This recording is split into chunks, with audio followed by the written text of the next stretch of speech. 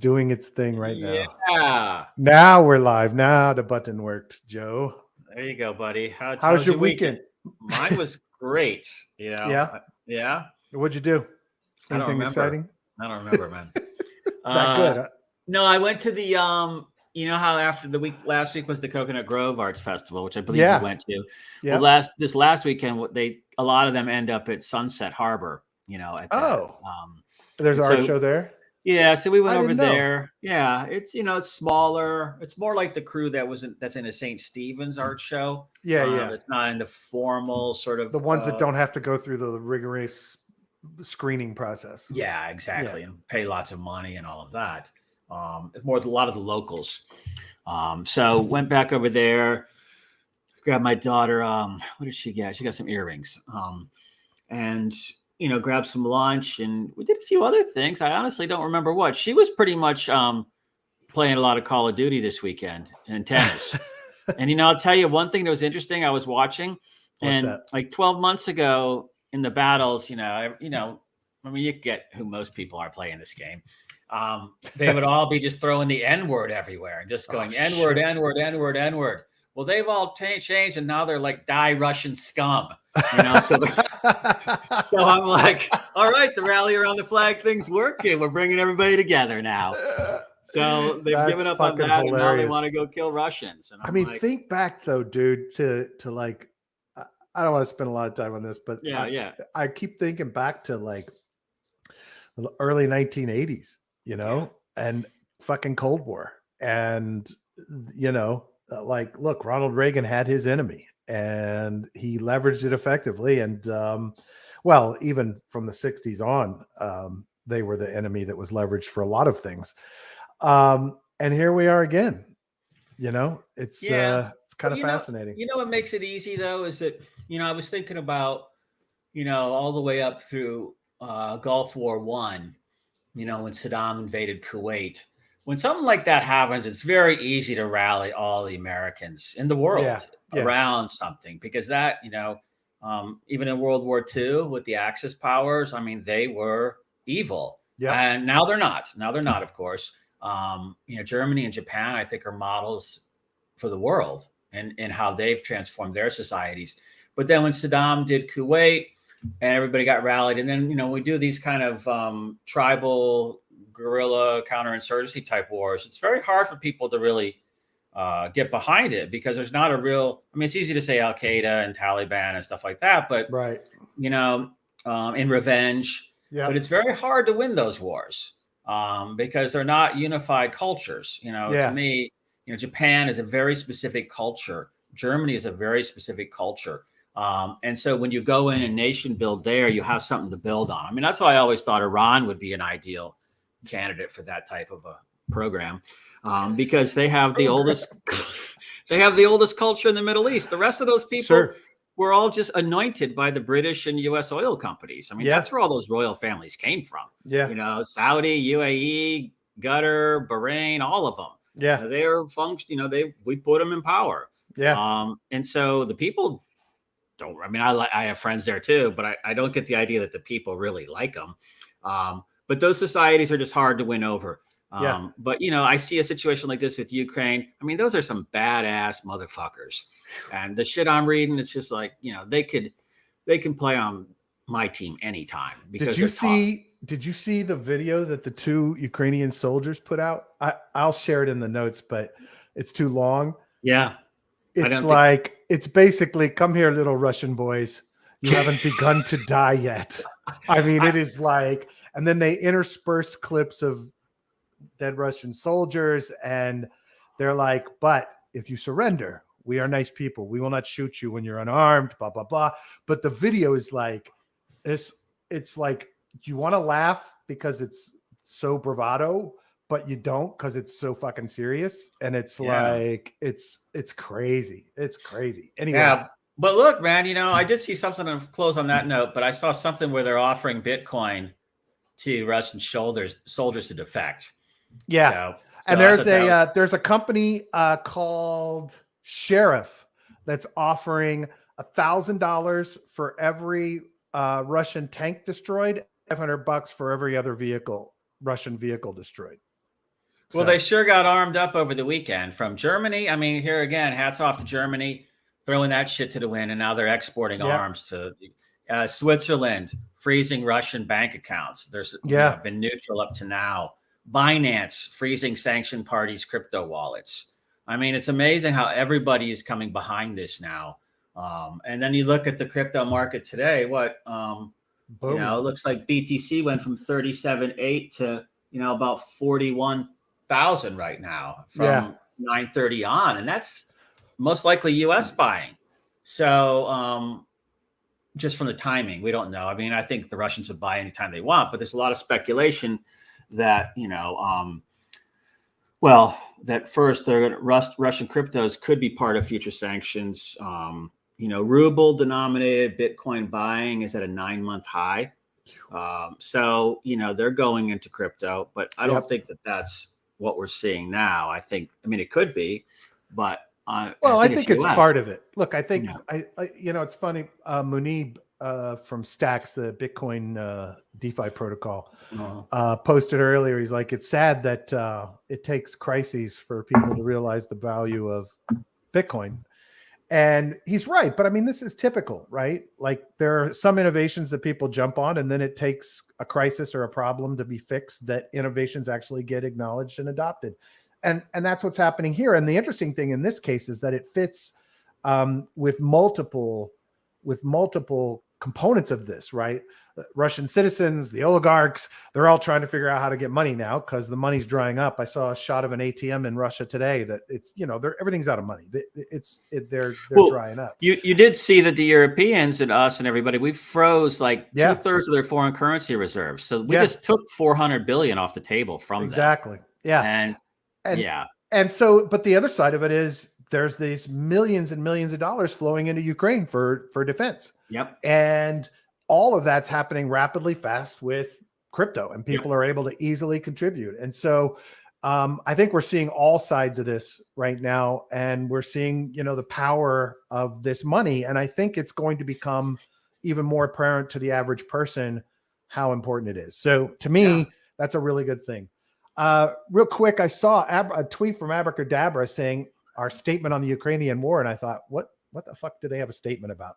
Well, it turns out that most of the Abracadabra team is in Ukraine.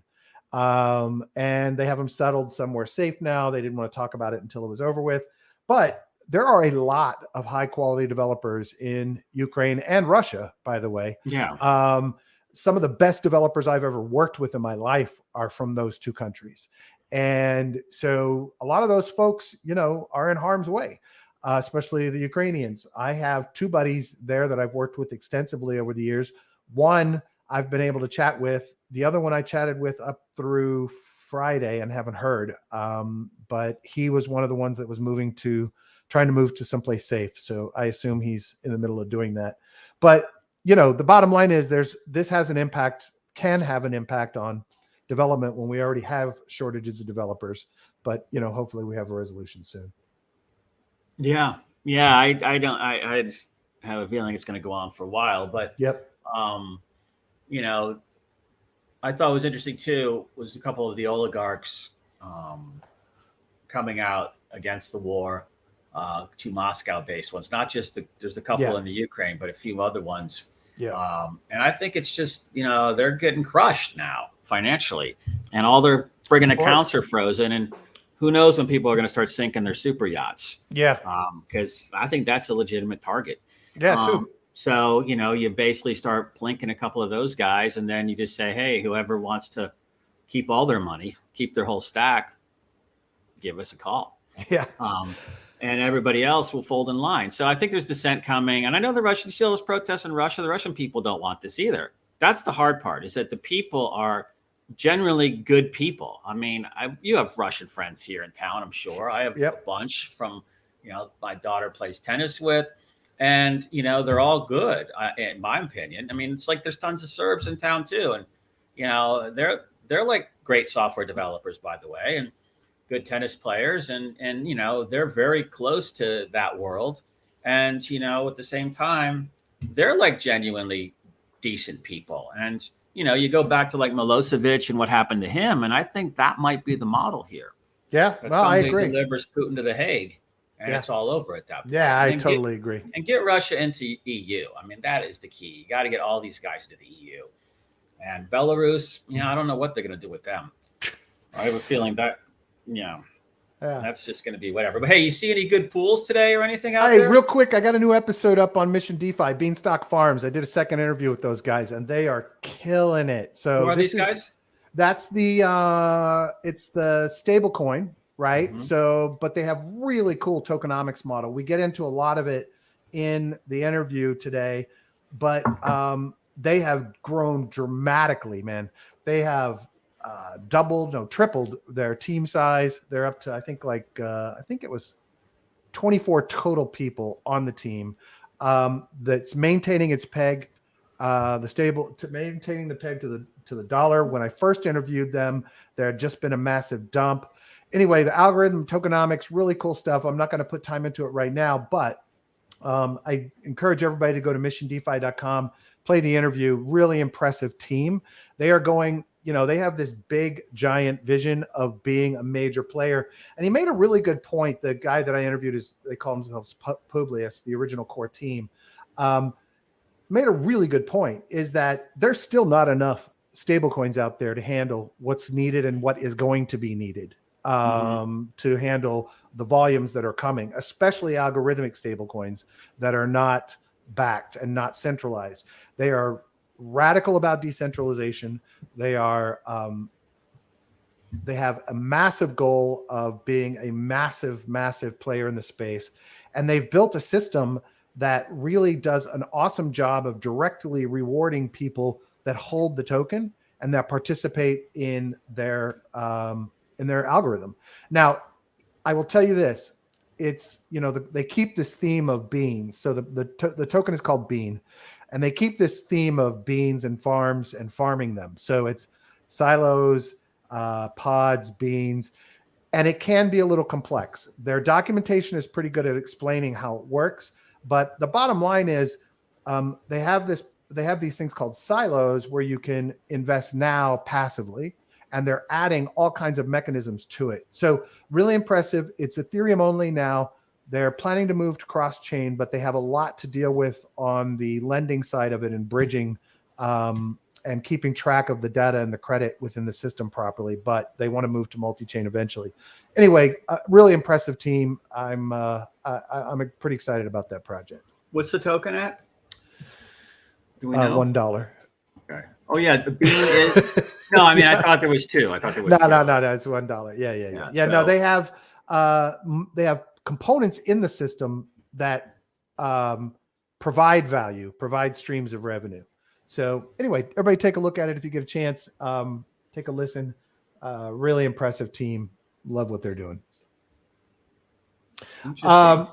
So I have been playing around a bit with Beefy, and I hadn't been to Beefy in a long time. Evidently, there's a brand new interface coming, but I hadn't been to Beefy in a long time, and I don't know why, really, right? Because when you look at what's here and what's available in this system and the auto compounding that makes your life easier with this system, it's really crazy that I'm not doing more here. So this is their Phantom network pools, but there's everything from single-sided stable coins like Frax paying out I think it was 16% utilizing another pool, to protocols paying 30,000% APY on products and projects that are pretty cool. The other cool thing is they also make use of Beethoven X.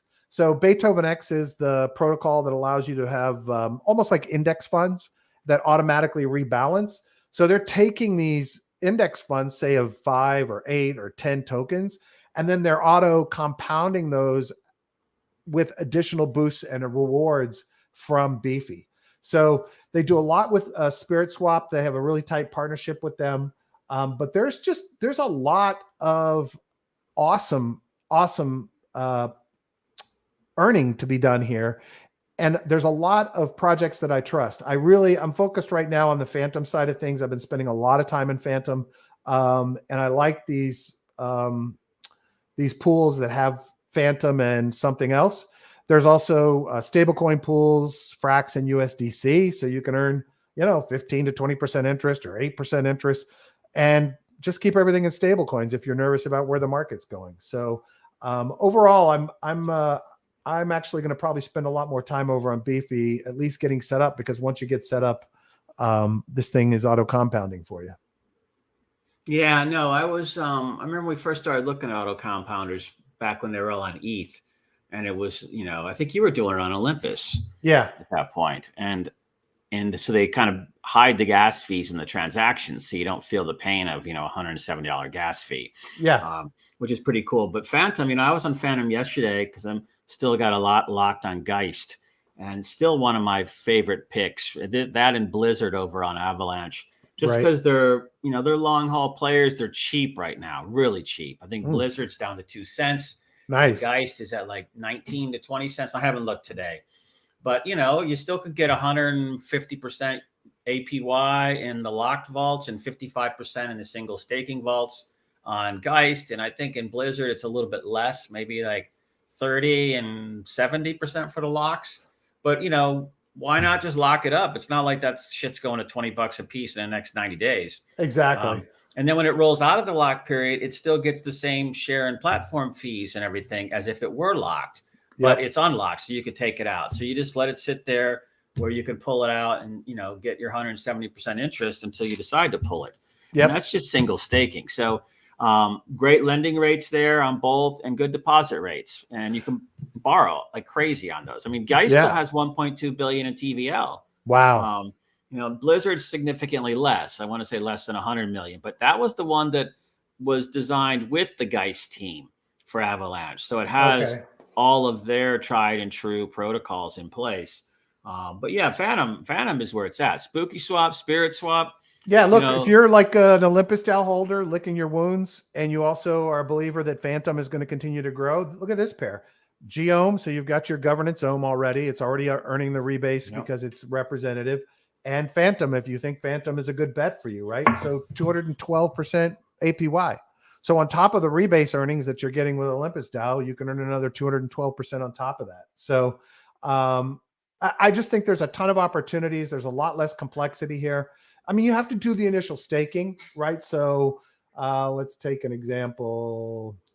You've got to go set up at Spirit Swap. So here's one. You go to Spirit Swap. It takes you to Spirit Swap. You click on Add Liquidity. You come over here. You add the liquidity on Spirit Swap. And then you go back. You've got your receipt tokens. So it loads it up for you, FTM Deuce, whatever Deuce is. You load up your tokens. You come back, and then you deposit it. And now you're earning 633% APR for both platforms. Yeah, right? yeah. Okay. So yeah, it's a combination, right? It's taking the liquidity earned and the whatever's earned at Spirit Swap, and then doubling it up. So yeah, and I'm looking at Spooky Swap right now, and there's a USDC Phantom pool where you can get 80% interest on it, and there's 197 million in liquidity in that pool. It's by far the biggest one. FTM Boo is the Spooky Swap token. 89%. Now, I don't know. You can't. I guess you can take some of these somewhere else and stake the LP tokens, but I'm not sure. I'm not looking at Beefy on my screen right now, so I don't know. FTM DAI, 62%.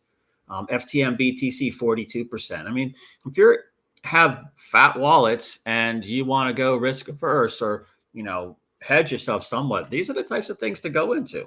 Yeah, totally agree. And like I said, I had some stuff sitting idle that I'm going to start utilizing on these platforms. Yeah, there's a lot on Spooky Swap, a lot more now. Damn. Yeah. Let's see what's going on. Here's stables. So these are all the stables based pools, something that has either, one stable or a pair of stables in them. Frax FTM, 206%. USDC FTM, 62%. There was a USDC Frax. Here, Frax USDC is paying 15.38%. Like you can't lose.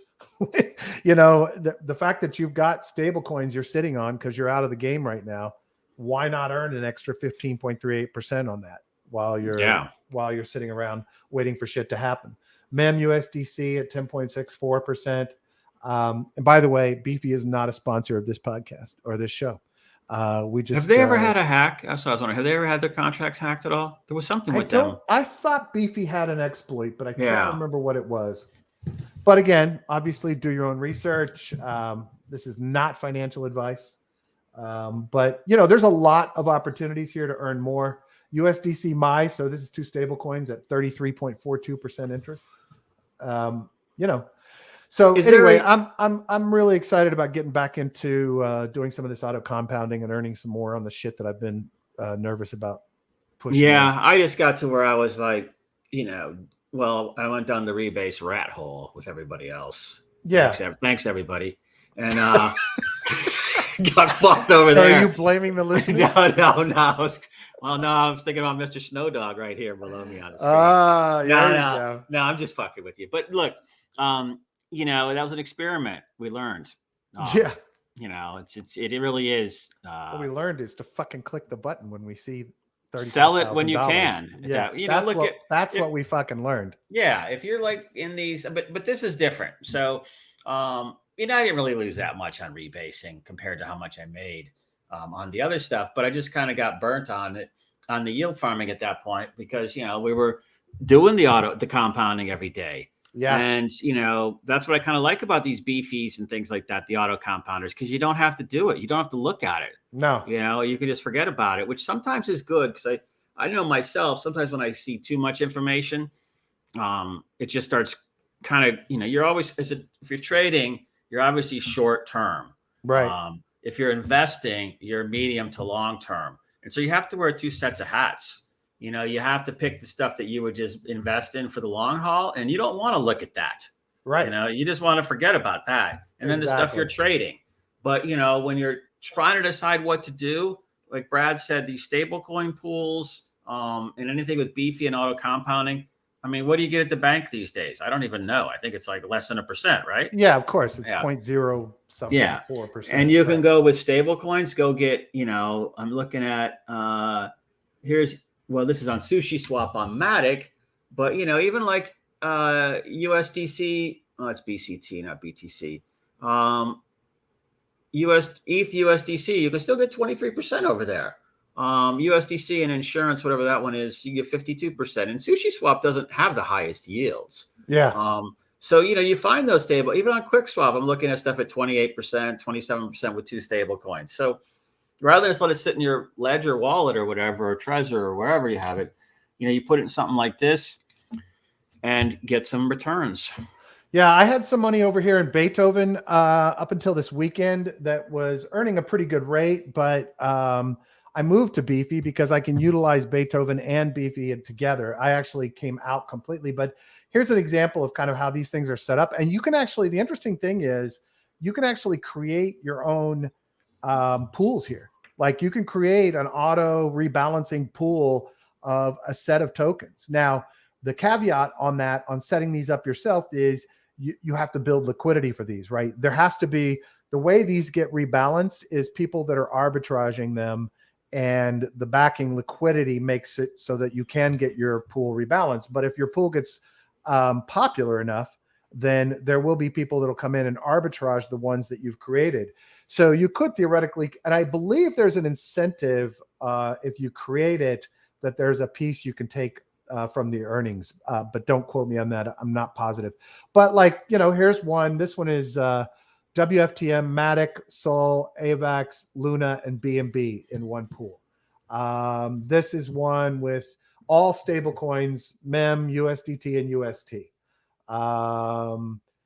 WSTA, whatever that is, WFTM, BTC, ETH, and Beats. Beats is Beethoven's token.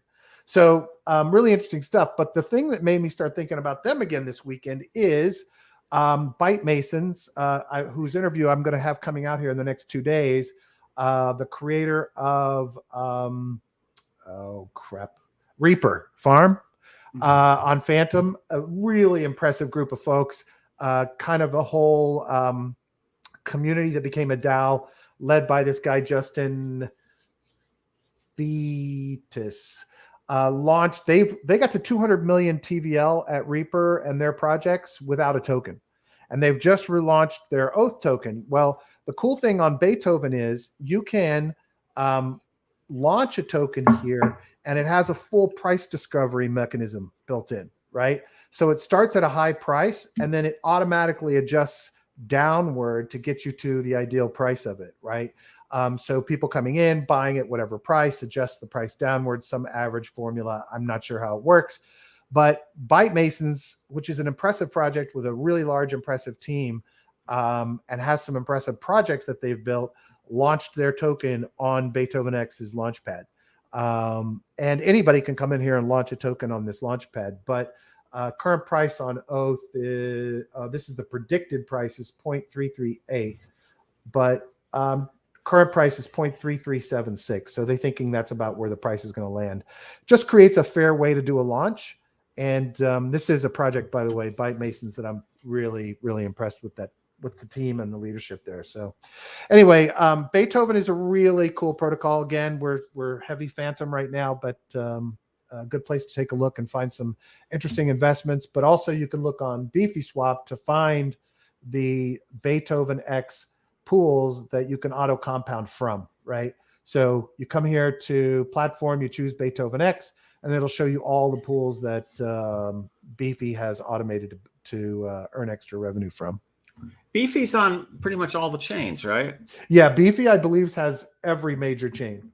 AVAX, Phantom, BSC, Polygon, not a chain, layer 2, whatever. ETH, obviously ETH mainnet. Yeah.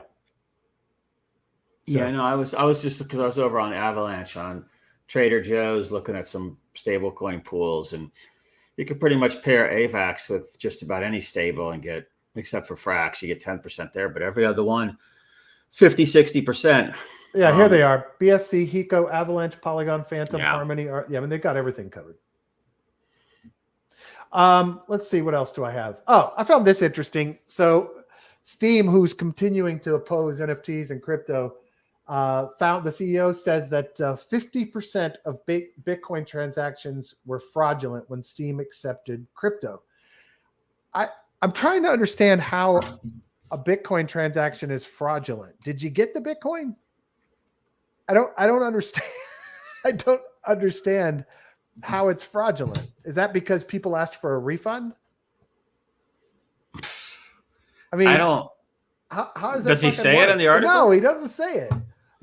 He asserts that 50% of all of the Bitcoin transactions when they took crypto, they stopped, were fraudulent. I don't know how that works. You have, if you got paid in Bitcoin, you have the Bitcoin. The only thing I can think of is if they are saying people paid in Bitcoin and then demanded a refund, and then they sent back the Bitcoin. I don't know. It doesn't make sense to me. I don't know how 50% of Bitcoin transactions could be fraudulent. Either you got the Bitcoin or you didn't. Does that mean they didn't even like check the wallet to see if the transaction came in? Anyway, I just find it fascinating when people assert shit like this. You should DM him on Twitter. Ask him what the fuck I he's will. talking I'm about. like, dude, how does that fucking work? Yeah, do it now so that we can see if he answers in time. I'm sure he'll respond to me. Most people do, ironically. That's what I find funny. It's interesting. I mean, not funny, haha, but funny, like, wow, that's pretty amazing. Interesting. You know what? I'll post this in the links. It's a really cool overview of DeFi, how it functions, the technologies that are involved. Good way to kind of introduce people to the tech and what's there. Very educational, doesn't it? Yeah. So, but it is educational and it should be studied by everyone. There will be a test tomorrow. Pop quiz tomorrow. This is the GitHub where that stuff is. Project that I interviewed because I love their art, the Idols. Their offering goes live March 5th. I still haven't gotten my free NFT from them, so I'm sure it's coming any day now. Well, now it's 2. I guess they'd need to ask for my wallet address though, and they haven't done that. In a DNA swab. No, I love this project. I love the team. I love their model. Remember we talked about that tokenomics model for the project? Yeah, I did. Love this thing. Love the friggin' art. Like, I would just buy the NFT because I love the art. It's just amazing and just beautiful. So I was going to say, you reminded me of Phantom Galaxies when you said that. And so I was just checking over there to see what's going on. Yeah. They were doing some NFT stuff, if I'm not mistaken. Yeah. But, really cool stuff. Yeah, here's all the details of how it works, how you get it, if you can or can't. They're doing a last price Dutch auction. I mean, everything they've tried to do around this protocol is to be fair and participatory. So I was really impressed with them. And again, I love the art. For some reason, it just really strikes me. So anyway, that's March 5th for them. All right, Joe, I think that's everything I have queued up. What you got? Anything? Yeah, I've got, Chinese Supreme Court targets illegal fundraising via crypto transactions. So 10 years in prison, up to 10 years, and fine of up to $79,000. For using crypto at all? I think if you're fundraising with it. Huh. Let's see. Some virtual asset transactions can constitute illegal fundraising, which I guess is basically anybody that disagrees with what the government's saying is doing the illegal fundraising. Yeah. Let's see. All of it looks like, the clarification. I kind of take the $79,000 fine over 10 years in jail, though. That's my advice. I bet. Is it a pick and choose kind of thing? Probably not. It's probably like they have that 10-cent judicial system, 10 cents for a bullet, basically. Well, there may be people that can't afford the fine and they go, okay, you can pick jail or fine. Yeah, by the way, we've locked up your digital currency wallet, so I think you're going to go to jail.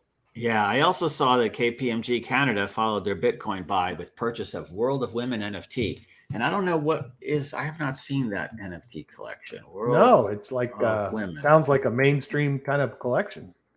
Yeah, well, I this 1st of March. Oh, Christie's is doing the auction. 1st of March in Shanghai and London. So how the hell do you do an NFT auction in, oh, no, this is not World of Women. Sorry. So it just popped up on the ad line. Here it is. Representation, inclusivity, all the things. I mean, look, this is a great, just like buying carbon credits or doing Klima. I'm sure things like this help. Are they like doing contributions to women's causes? Is that the idea? I'm on the site now. Thriving community celebrating representation, inclusivity, and equal opportunity for all. Huh. Female artists. Yeah, it says, according to research from November 2021, female artists accounted for just 5% of all NFT art sales in the prior 21 months. Wow. Which is on a mission to change this, to create opportunities for anyone around the world. So we believe in giving back from day one. With the WOW community, we're taking action to increase diversity in the NFT space, educate and onboard the next generation of creators and builders, and create equal opportunities. This is kind of cool too. So, if you're a big, mean corporation, you do stuff like this to sort of soften your image. And so I think it's an interesting play. We got the China thing. We talked about all the other crypto stuff. That I think that was really about all. I mean, I did want to show the chart up real quick. Let me just go for it. Share this screen real fast. I want to show the this one. There's your BTC chart. There's your ETH chart. Come on, baby. Come on. Move those abacus slides over. There we go. Look, everything's up. So, what is it? But hey, we know what it is. It's good. It's good for crypto. So let's hope it's driving it. The question is, I'm pulling up our fractal right now. And this is the chart on ruble denominated Bitcoin volume surging. Do you still have that chart? Oh. Which one? The Binance? Yeah. Yep. What do you want, ETH or BTC? BTC. You want 4-hour candles? Day. I just want to see if this is tracking. Where's the 17th?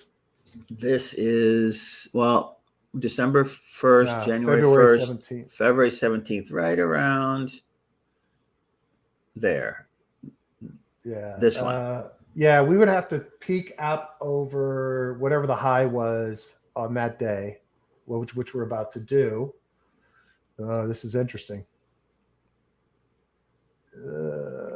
We may be tracking on that. Maybe.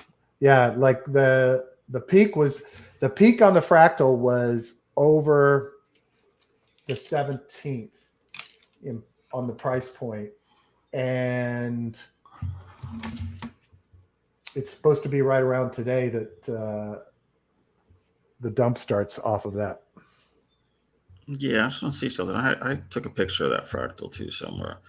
Because I thought, weren't the loaded, so I'm gonna ranges load it. way down lower? I mean, wasn't it like Yeah, no, 6, the 7, prices yeah. are way off, but the directional shit isn't so far off. That's Here we why go. I'm saying it. So we are at the 28th. So, I mean, it's hard to tell in this chart, but yeah, I think it looks pretty close. Let me see if I can make this bigger. Let's just do it. There we go. So this, well, this Yeah, if you well, zoom that. 17th is right here. So now this is daily, so we don't really see like you kind of see more of the slopes than we see on a chart like this. Yeah, you can change it to a line. I think in Binance you can change it to a line. Yeah, because it's a trading view chart. If you go up to next to where 1D is, where that little to the left, yep, to the right there. What is that? Oh no, technical indicators. Never mind. They don't allow you to change it to a. That's weird. A price line instead of a. Well, I'm just rolling over to trading views. So there you go. Now see up at the top where the candles button is. Yeah. I think that's where you can change it to a price line. If it loads. Oh yeah, it's coming in. Yeah, do line. Okay. So here is the 17th. Yeah, and then zoom it if you Control Plus or whatever it is on a fucking Windows machine. Yeah, it's zooming everything else but the lines. Yeah. Yeah, sorry. You know, at least my shit runs. I actually think I have it solved. And you know what? The interesting thing is I tweeted about this. I shifted browser back to Opera. Yeah. And I saw that Opera had a gaming browser with a built-in CPU monitor and throttler into the interface. And this is the fastest fucking browser I've ever used. It's like fucking ridiculous, and managing resources like a champ. Like, I still haven't solved the overall CPU GPU problem I'm having on this machine, but I'm sitting here on a StreamYard and able to function. So, and it's all in this Opera browser. It's pretty impressive. I'm pretty amazed at this thing. So anyway, we'll keep an eye on it. I'm going to see. I mean, you know, look, if something's going to happen, it's in the next couple of days. If it's going to stay with the fractal, I think world events have made it kind of moot. But this little spike is only off by about half a day from it. So. Yeah, I'm just wondering. Okay, this is November. Yeah, this is where we peaked. So look, I don't know. This is the June or July 20th low, I guess. Yeah, I don't know. I just see, you know, with consumer uptake, use cases, all these platforms, institutional wealth management, you know, now some definite flight to safety going on. You know, hey, I'm hopeful. Don't get me wrong. I'm leaning more toward up at this point than down. And I think everybody's starting to shift that perspective. The question is how long it sustains. We're also going to have a lot of money printing, so we're going to have more inflationary shit happening. So that's going to be interesting in the next few months as well. But I'm all for it. I would much rather see up right now. Yeah, but also remember, inflation is, you look at the amount of debt we have as a country, not as individuals. You know, inflation is how you get rid of that debt. So yeah, well, that's true. Away. I think also that, you know, you can't do anything about the fuel prices right now. But I am surprised by the food. I am really surprised at how that's been going up so fast. It doesn't really make a lot of sense to me. You know, it looks like price gouging in a lot of ways. So, but I don't know, man. Maybe it's just we're not sourcing as much cheap shit from China, processed food from China anymore. I don't know what. Well, that could be part of it. I think it's inflationary, and I think part of it is those companies taking advantage of the inflationary nature of things and jacking up prices. You know, because they got to pay people more too, and everybody knows that. You know, I don't know. This was, I think, the 70s, but the wage price spiral inflation, that it just starts feeding when the wages keep going up. It feeds inflation as well, and it didn't really get broken until I think Volcker broke it in like the cycle in 82, when he slammed the economy to a screeching halt. But at that Yep. point, interest rates were like 20% on Yeah. loans. Like Yeah. you went to get a mortgage, it was like 22%. That's insane. So, you know, we've been pretty much spoiled for the last 30, 40 years. So we'll see what happens next. I am kind of surprised, but you know, that means you got to outpace inflation. So 0.5% at the bank isn't doing it if inflation's at whatever it is right now, 6%, 4%, 5%, I don't know. Yeah. You got to beat that to maintain your stack. So we just showed you a bunch of pools where you can do that. Ukraine has already received, this was earlier today, 37 million in crypto donations. Yeah, people are piling in money. I mean, that's fucking awesome. There was something else about Binance. I was looking at this one.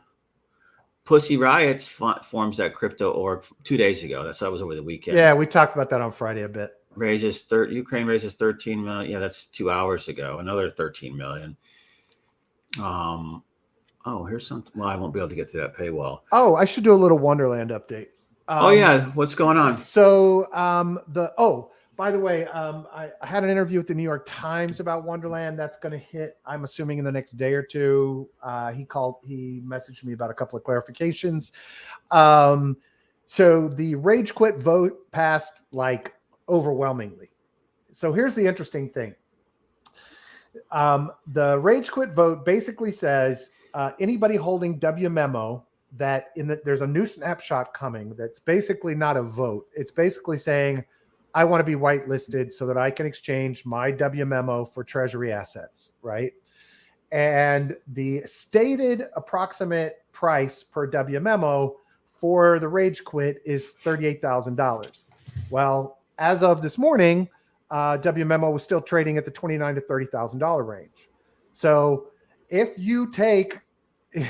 You could theoretically, if no games are played, and they haven't said there's a time limit, they haven't said there's a date that you had to have it in your wallet, whatever. But with this mess, who the fuck knows if they're going to change the rules at the last minute. But you can theoretically go in today and buy WMemo at, say, $30,000 each. And in about 5 or 6 days, when the whitelist snapshot concludes, if you go in and vote in that time frame and say, I want to be on the whitelist, you'll get $38,000 for that $30,000 spend. That's a nice little gain on your money. The risk is they pull some game and only allow wallets that held it as of the end of the rage quit vote or something else. Everything I've seen has not ever specified anything related to that, but that is part of the risk. But, you know, if you like to take a little chance, there's a nice, what percentage gain is that? 5 on 30? 8 on 30. 8 on 30. Sounds like about 20, just under 20%. Yeah, something like that. So more than, actually, no, it's more than 20%. Like 22? Yeah, 22, 23, I guess. Anyway, bottom line is, if you don't mind taking a little chance in this mess of Wonderland, there's some free money sitting there, unless they pull some game with you. So definitely not financial advice, but could be an opportunity to arbitrage a little bit and make some money. So anyway. Well, look, you can make more money if you're a Russian soldier in the Ukraine, because if you surrender, they're going to give you 5 million rubles worth of crypto or cash. Oh, so, shit. But yeah, what's grand. 5 million rubles worth like right now? What? 45 grand? To 107 this morning when the economy is just in free fall. Yeah. You're breaking up. I don't know if it's me or you. Joe. So expanding crypto. You keep freezing, but it may be me. But Labs, have you done anything with them? I have no idea what you've said. You were frozen. Oh, JP, look on the screen. That might help. Now. Yeah. Jpmorgan expands crypto footprint with investment in blockchain firm TRM Labs. Never heard of them. I remember back in the it's an analysis firm, so you probably don't get there that often. I remember back in the day. Contracts. I'm sorry, what? Probably have a lot of government contracts. Yeah, let's see what we got here. Growing crypto, but again, more mainstream adoption. Here's their clients: the Drug and Crime Office of the United Nations, the Internal Revenue Service. Where'd it go? British Major British Revolut. FinTech, Revolut, Robinhood. Well, interesting. So it's a monitoring thing of some type. But just lots of activity. This was that chart from earlier of ruble denominated BTC purchases. So, look, I feel, I feel like it's more up than down, despite, particularly when you start seeing now, we just snatched $400 billion out of the, not we, but, the West, out of the, foreign currency reserves of Russia, and everybody's trying to get money out of the banks and they can't get it now. The stock market was shut down today for, I think they said technical reasons or something like that. Yeah. So where are people going to go? They're going to go into crypto now. Absolutely. So I think that's for whatever. I mean, that just means demand coming in at this point. So that makes me think more up than down. But, we'll see what happens. Hey, you remember, I have a quick question because I just had to do this. Hold on.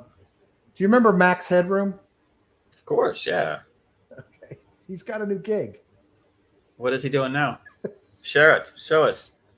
This isn't very nice, but what the fuck? Hold on. You're an asshole. Go ahead anyhow. He's working. Seems he got a gig at Fox News. Hold on. Oh, no. Really? Is Tucker Carlson's replacement? No. Look. So there's the original Max Headroom, and this is one of the Fox News anchors. Oh, hold on. Oh, you're fucking picking on him. Which one's the anchor? The top or the right? The left. Or the bottom? The right. Oh. See that? You can't even tell them apart. Good God. Poor guy. Although, he does make bad hair choices. So, if he doesn't want to look like Max Headroom. But, dude, seriously, I saw him on screen. I'm like, that's fucking Max Headroom. Oh, wait, this is the guy. Is this Colonel Douglas McGregor? No. This is the host. He was on earlier, and this woman from DOD tore him apart, McGregor. Oh, okay. Because I'm saying, let's see. Because Jennifer Griffin's been over there on Fox fact-checking all the colleagues. Yeah, that's what I mean. Side. She was saying McGregor was full of shit when she came on from the DOD, but I was looking at that, but then I saw this guy, and I'm like, that's fucking Max Headroom. So, it sure does look like him, man. He's working at Fox now. Got a new gig. Yeah, well, good to resurrect yourself, I guess. I mean, even Tucker Carlson started calling the Russians bad. Oh, yeah. So, now he's on board. I mean, everybody's let's not go down that path. No, but again, it's rally around the flag. It's good. Yeah. I'm not picking on those guys, despite the fact that I completely disagree with about 99% of the stuff they say. Yeah. But still, hey, however you get there to Team America is fine with me. Yep. Me too. Or Team West. Team West, we'll call it. How about Team Freedom? There you go. Team Freedom. That's good. God, we sound like fucking propagandists. No, but everybody needs their off-ramp. Everybody's got to save face. This is what's, so lame. Now everybody's like, how do you give Putin his off-ramp? And it's like, who the fuck cares? It's like, how do you give all the Fox guys their off-ramp? I want Putin to get the same fucking off-ramp of the people he's been poisoning for fucking yeah. So fuck that piece of shit. But hey, look at it this way, Russian people. Now you're Chinese vassal state. Because you don't think the Chinese are eyeing those fucking oil fields in Siberia? They're like, are you fucking kidding me? Yeah. They just want to see you fall. And Putin's getting hustled by them left and right. I watched a great video on YouTube the other night about that really does the whole play on what exactly has occurred and why it's so critical to Russia. Did you know that what's the what is a what? What? Occurred? What has occurred? That occurred. I thought you said what it meant to be occurred. What's the island that Russia took off of Ukraine? Snake Island? No. Or Crimea. Crimea. Yeah. So did you know they're down to like 7% of their total water supply? And that's where all the gas shale findings were. That's why Russia took it. And Ukraine just cut off their water supply. Yeah, there's a little more on that. Is that was also where, if you remember right, there was a Russian leasing deal on the Sevastopol naval port, and the Ukrainians terminated that agreement. The Russians said, fuck this, and that's when they took it. Yeah. And I read that the Russians, one of their first targets was to blow up the dam that was keeping the water from getting to Crimea. So that was like a couple of days ago. So who knows what that did? Yeah, they probably did. But I will tell you that it's like the footage from this was like last week, and it was like this fucking dry, parched wasteland. So, yeah. I mean, it's like, and plus who actually really, that's really not even, it's the Tartars or something like that, or whatever you call them, taters, totters, Turkish type thing. I'm not talking. Sorry, I'm not like saying tater tots or anything. Okay, I'm just saying I think it's tartars or something. But You're good, Joe. Turkic people. So You're good. All right, I'm done, Joe. All right, I'm gone too. I got to go hit. I think we're just grasping at straws at this point. Thank you, everybody, for listening and watching. We love you guys. Please share us on Twitter or wherever you like to get your social interaction. Please subscribe, rate, and review us on your favorite podcast app, Apple iTunes, or on YouTube. And you can get all of the past episodes of DeFi Lunch and the Mission DeFi interviews at missiondefi.com. Really, really appreciate everybody participating. Fingers crossed for a good day for crypto and fingers crossed for a good day for Ukraine. So everybody have a wonderful, wonderful Monday. Catch you later. Thanks, Joe. Talk to you later. Have a great day, everyone. Bye-bye. Bye-bye.